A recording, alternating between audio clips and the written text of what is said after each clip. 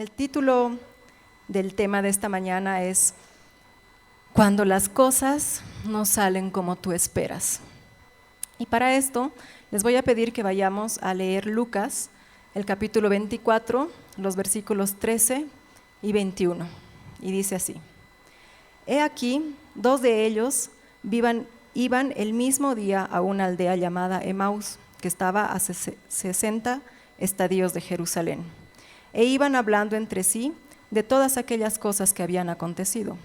Sucedió que mientras hablaban y discutían entre sí, Jesús mismo se acercó y caminaba con ellos.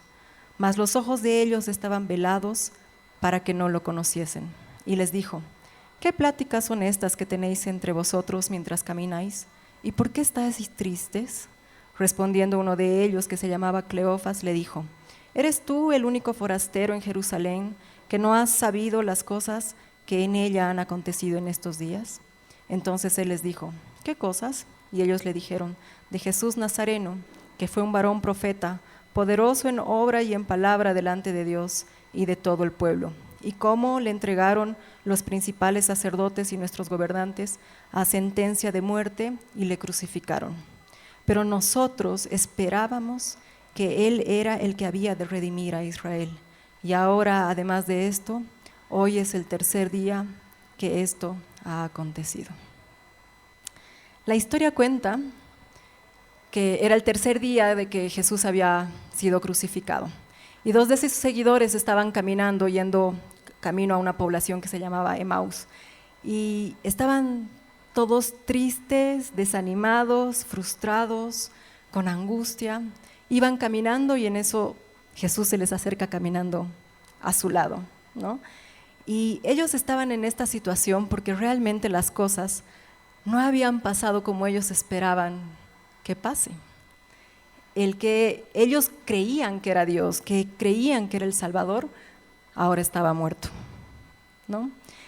Entonces en esta mañana vamos a ver tres cosas que les ocurrieron a los seguidores de Jesús en esta situación.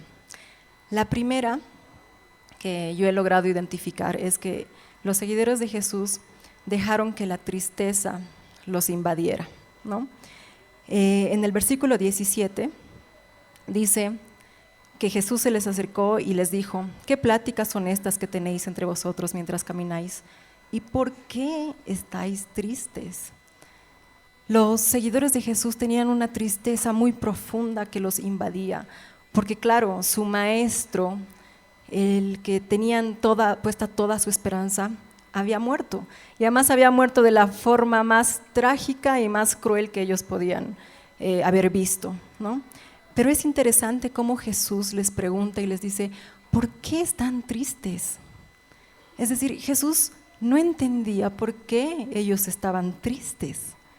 Y saben, hermanos, cuando las cosas no salen como nosotros queremos, cuando ocurren cosas que nosotros no esperamos, o cuando no pasan las cosas que esperamos, una enfermedad, quizás una muerte, quizás la noticia de un desempleo, una mala noticia que no esperamos, quizás un divorcio, quizás un no sentimental, no sé, algo que no esperamos. Cuando esto sucede, muchas veces, así como los seguidores de Jesús, nos saca de nuestros esquemas y dejamos que la tristeza nos invada.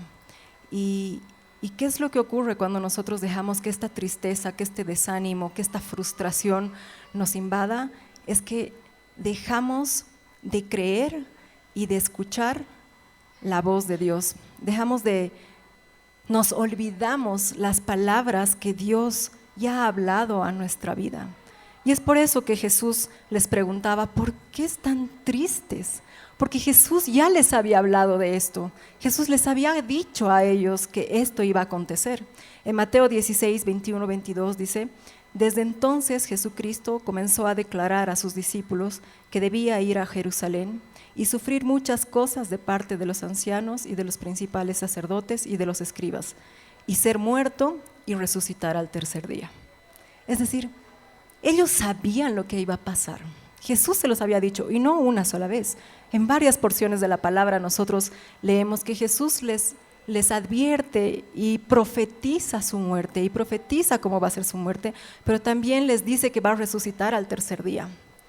Pero parece que la tristeza hace que ellos entren en amnesia, como a veces nos pasa a nosotros, y se olvidan de esas palabras. Yo no sé qué cosas pueden estar pasando por la vida de cada uno de ustedes, pero Dios sí lo sabe. Y lo que yo he venido a decirles esta mañana es que no dejen que la tristeza endurezca su corazón para dejar de escuchar las palabras de Jesús, para olvidarse lo que Dios ya ha dicho que va a hacer en sus vidas, porque Dios siempre cumple lo que dice. Números 23, 19 dice: Dios no es hombre para que mienta, ni hijo de hombre para que se arrepienta. Él dijo y no hará, habló y no lo ejecutará. Dios va a cumplir todo lo que ha dicho en nuestra vida, aunque el panorama muestre lo contrario. Y saben, hermanos, cuando nosotros, es normal que la tristeza venga a nuestra vida, pero no tenemos que dejar que esa tristeza opaque nuestra mente y que eso elimine las palabras que Dios ya ha dicho sobre nosotros, porque Él las va a cumplir. Él no es hombre ni hijo de hombre para mentir. Él es fiel y es poderoso. En Juan 16:33 dice: estas cosas os he hablado para que en mí tengáis paz. En el mundo tendréis aflicción, pero confiad, yo he vencido al mundo. Jesús no nos promete que no vamos a tener sufrimiento, no nos dice que siempre las cosas van a salir a pedir de boca como quisiéramos, no nos dice que Él va a ser como nuestro Aladín que va a cumplir nuestros deseos al pie de la letra. Él dice que vamos a tener aflicción, que vamos a tener momentos malos, que vamos a tener momentos de sufrimiento, momentos en los que quizás la tristeza nos puede invadir, pero también dice: tranquilos, ¿por qué estás triste? Yo he vencido al mundo. Dios ha vencido todo lo que te puede estar afligiendo a ti o a mí, todo. No hay una sola cosa que Jesús no haya vencido en esa cruz, y esa es nuestra confianza. Amén. Lo segundo que he logrado identificar sobre los seguidores de Jesús es que ellos estaban sin esperanza. En el versículo 21 dice: pero nosotros esperábamos que Él era el que había de redimir a Israel. Y ahora, además de esto, ya es el tercer día de que esto ha acontecido. Ellos esperaban, es decir, que en ese momento ya no tenían la esperanza en la que habían estado tan firmes hace 4 días atrás. Ellos creían firmemente que Jesús era el Salvador. Ellos habían visto todo lo que Él había hecho, habían escuchado su palabra, Él era su maestro. Pero cuando las cosas no pasan como nosotros esperamos, cuando las cosas ocurren y tienen un desenlace totalmente diferente al que nosotros queremos, como ellos, entonces entra la desesperanza en nuestra vida. ¿Y saben qué es lo que provoca la desesperanza? Que perdamos la fe. ¿Y saben qué es lo que les pasó a los discípulos o a los seguidores de Jesús, a Cleofas y a la otra persona que estaba con él? Que esa desesperanza provocó que no puedan ver a Jesús que estaba caminando con ellos. Ellos estaban hundidos en su tristeza, en su desesperanza, en su frustración. ¿Cómo todo esto ha podido terminar así? No entiendo. Y Jesús mismo estaba caminando a su lado, ya resucitado, y ellos no lo veían. Y eso es lo que ocurre cuando nosotros entramos en desesperanza. No podemos ver que Dios mismo está ahí con nosotros, sustentándonos, consolándonos, fortaleciéndonos, ayudándonos, y pensamos que Dios nos ha abandonado. Pero no es que Dios nos ha abandonado, es que nuestra desesperanza nos ciega, nos pone un velo en los ojos y creemos que Dios no está ahí. Pero hermanos, Dios nunca deja de estar, porque Él es fiel, no porque nosotros lo merezcamos, sino porque Él es fiel. La desesperanza destruye nuestra fe y nuestra confianza en Dios y nos impide ver que Él está ahí. Es necesario que entendamos, hermanos, que la última palabra en nuestra vida la tiene Dios y que las cosas no se acaban hasta que Él dice que se acaben. No importa lo que estemos viendo, no dejemos que la desesperanza invada nuestro corazón y que nos impida ver que Jesús está ahí con nosotros, obrando, tal vez no de la forma que nosotros esperamos, tal vez no está haciendo lo que nuestro corazón quiere que haga, pero eso no quiere decir que no lo esté haciendo, eso no quiere decir que no esté haciendo lo que bajo su voluntad y soberanía Él ha planeado hacer. Quiero compartirles el Salmo 42:11 que dice: ¿por qué te abates, oh alma mía, y por qué te turbas dentro de mí? Espera en Dios, porque aún he de alabarle. Este mismo versículo en la Nueva Versión Internacional dice, a mí me gusta leer varias versiones porque entiendo mejor y a veces encuentro una que digo, ucha, esta sí me está hablando más. Y en la Nueva Versión Internacional dice, ¿por qué voy a inquietarme? ¿Por qué me voy a angustiar? En Dios pondré mi esperanza y todavía lo alabaré. Él es mi Salvador y mi Dios. Amén. Amén. Gloria a Dios. Dios es bueno. ¿Por qué se van a angustiar? ¿Por qué nos vamos a angustiar? ¿Por qué nos vamos a inquietar? Pongamos nuestra esperanza en Dios. Y aún en medio de la prueba, sigamos alabando su nombre. Que nuestra esperanza no decaiga, que nuestra esperanza no haga que perdamos la fe. Miren, es impresionante cómo estos seguidores de Jesús, personas que habían estado con Él, les ha pasado esto. Han dejado que la tristeza y la desesperanza invadan su vida. Y eso ha impedido, primero, que escuchen a Jesús, se olviden lo que Jesús les había dicho. Segundo, que lo vean, que Él estaba obrando en medio de esa situación. Y tercero, los seguidores de Jesús se olvidaron que Él es Dios soberano. Yo me imagino, me pongo en el lugar de los seguidores de Jesús. Y realmente las cosas no habían pasado como ellos esperaban. Yo me imagino que ellos habían visto el poder de Jesús, habían visto que resucitaba muertos, habían visto que leía los pensamientos de las personas que estaban tramando cosas en contra de Él. Habían visto cómo había sanado enfermos, levantado paralíticos, habían palpado su poder. Pero resulta que el momento en el que Él tenía que supuestamente manifestar su poder más que nunca, no lo hace. Y entonces empiezan a surgir un montón de preguntas que yo supongo que ellos se hacían mientras caminaban y platicaban y cuando Jesús se les acerca. ¿Por qué?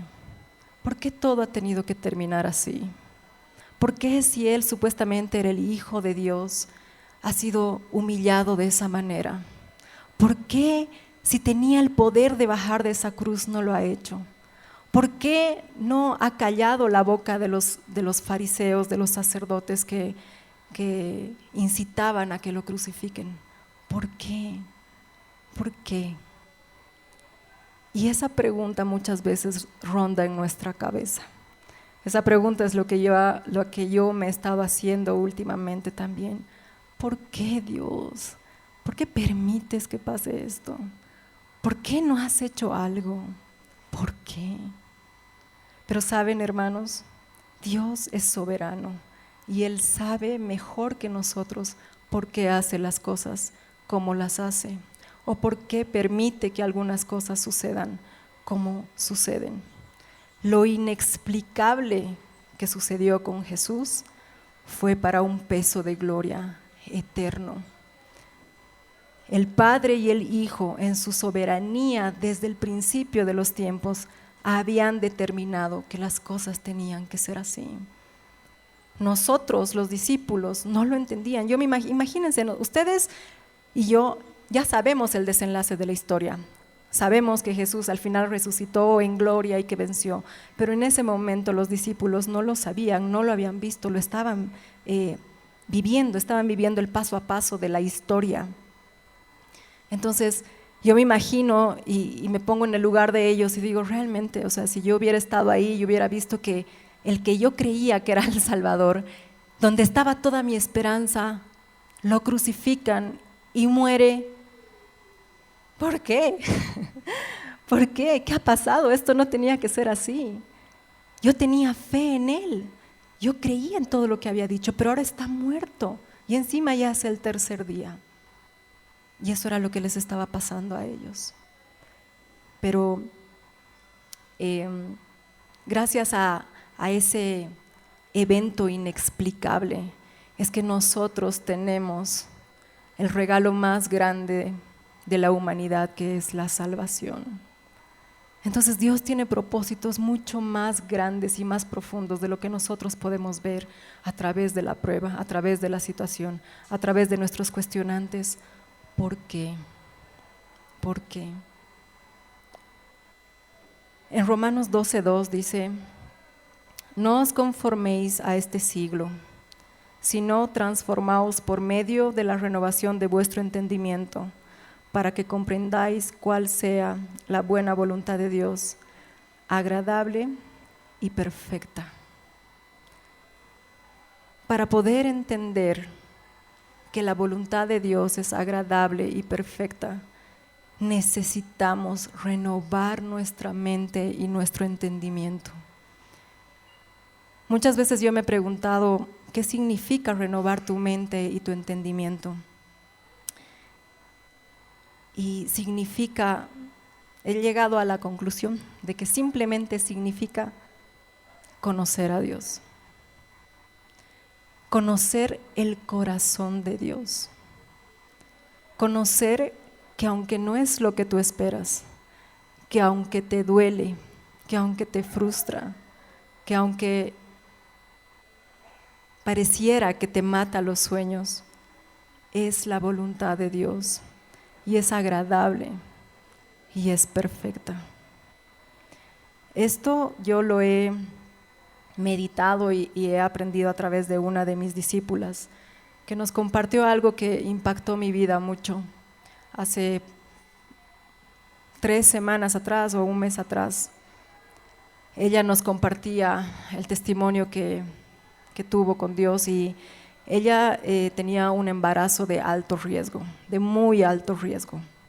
Primero se embarazó sin pensarlo y sin planearlo. Entonces ella preguntaba a Dios, ¿por qué permites que me embarace en estas circunstancias? Y después, cuando ella estaba en el 6º o 7º mes de embarazo, los médicos detectan que ella tenía la placenta pegada a los intestinos. Es un síndrome que es muy extraño, pero me parece que 8 de cada 10 mujeres que tienen esto mueren, porque el momento en el que nace el bebé, al sacar la placenta, desgarran el intestino y se puede producir una hemorragia incontrolable. Entonces los médicos le advirtieron de la situación y fueron sinceros y le dijeron: es un embarazo muy riesgoso, vamos a entrar con unidades de sangre para poder controlar todo, pero necesitas saber que tu vida y la vida de la bebé están en peligro. Y de tener que salvar, tendríamos que escoger a una de las dos. Con eso más, ella decía: encima que yo no he planeado embarazarme, ¿por qué permites que me embarace? Y estando en esta situación, para esto, para que yo me muera. Porque obviamente ella, entre escoger su vida y la vida de su hija, iba a escoger la vida de su hija. Y ella nos cuenta que estaba muy angustiada, que cada día que pasaba y se acercaba la fecha del parto era más angustiante para ella. y los veía a sus hijos y decía, ¿qué va a ser de mis hijos? Dios, ¿qué voy a hacer si tú me llevas? ¿Qué va a ser de ellos? ¿Van a crecer sin mamá? Mi esposo no sabe muchas cosas, los hombres no son igual que las mujeres, las que son mamás lo pueden entender. Entonces era una angustia que la invadía todos los días, y día que pasaba esa angustia, esa tristeza y esa desesperanza iba cada vez profundizándose más y más y más en ella. Hasta que un día ella me cuenta que en oración ella entendió este pasaje de la voluntad de Dios perfecta y agradable, y dijo, bueno, si yo me muero es porque esa es la voluntad de Dios y todo va a estar bien. Mis hijos van a estar bien, mi esposo va a estar bien, ellos van a estar bien, porque la voluntad de Dios es que yo me vaya, y esa es la voluntad perfecta y agradable de Dios. Cuando ella nos compartió eso, realmente impactó mucho mi vida. Yo dije, yo quiero eso, yo quiero tener ese carácter y esa firmeza de entender que la voluntad de Dios, aunque no sea lo que tú quieres, aunque sea lo más trágico para tu mente, es perfecta y es agradable. Al final, Dios se glorificó y hizo un milagro en su vida, porque realmente los médicos la salvaron por un milagro, a ella y a la bebé, y ahora ella está viva. Pero el poder entender esto hizo que ella pueda tener paz, y entró con mucha paz y con mucha esperanza al parto, diciendo, Señor, no importa lo que pase, tu voluntad es perfecta y es agradable, y si tú determinas que yo me vaya, todo va a estar bien. Y yo los animo, hermanos, a que podamos realmente tener esa renovación de mente, de creer que Dios es un Dios, de saber que Dios es un Dios bueno, es un Dios fiel, y es un Dios que tiene pensamientos de bien y no de mal para nosotros, y que cualquiera que sea su voluntad, si ante nuestros ojos esa voluntad no es la que nosotros esperamos, aún así es perfecta, porque la palabra dice que para los que amamos a Dios, todas las cosas nos ayudan para bien. Así que si en esta mañana hay personas aquí que aman a Dios, tengan la certeza que lo que sea que están viviendo, Dios lo va a usar para bien, y que es la voluntad del Señor, agradable y perfecta. Amén. Lo más hermoso es saber que Dios nunca fracasa. Los discípulos, los seguidores de Jesús quizás, y eso me ponía a pensar y es terrible, porque ellos quizás estaban pensando que Jesús había fracasado, que habían ganado los que estaban planeando desde un principio su muerte y lo lograron, y Jesús había fracasado. Pero hermanos, yo les digo, Dios nunca fracasa, porque Él ya ha vencido todo, hasta la misma muerte la ha vencido. Y quiero cerrar con eso, y quiero pedir a las personas de la alabanza si pueden subir.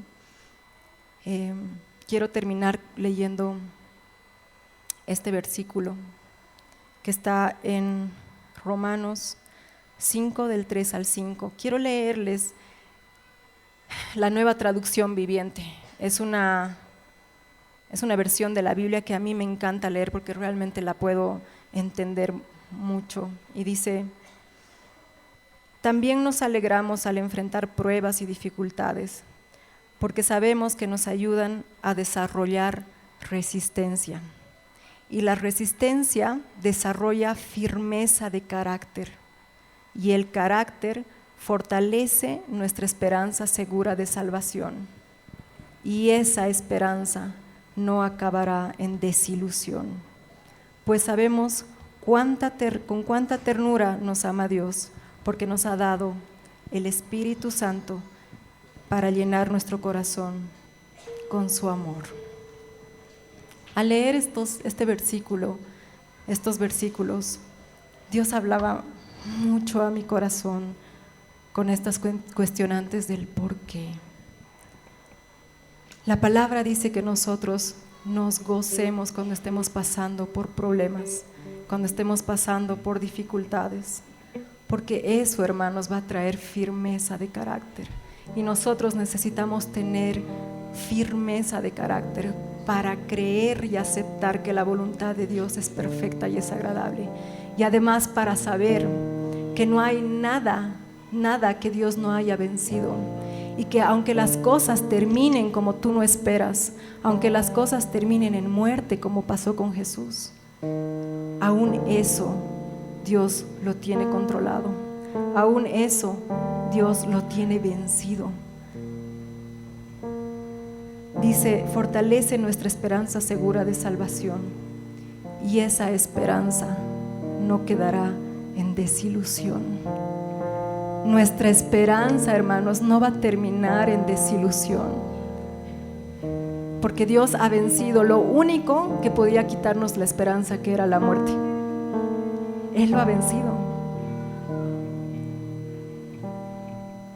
La semana pasada, uno de nuestros hermanos de aquí de la iglesia, Vladi, partió con el Señor. Muchos de nosotros, la iglesia, la cadena de oración, estuvo orando mucho porque Dios haga un milagro, porque se produzca una sanidad. Se declaraba vida sobre él. Todos creímos hasta el último momento. Su familia creyó hasta el último momento. Hasta el momento que él partió con el Señor, la familia siguió creyendo, nosotros también. Y él ahora está en la presencia de Dios.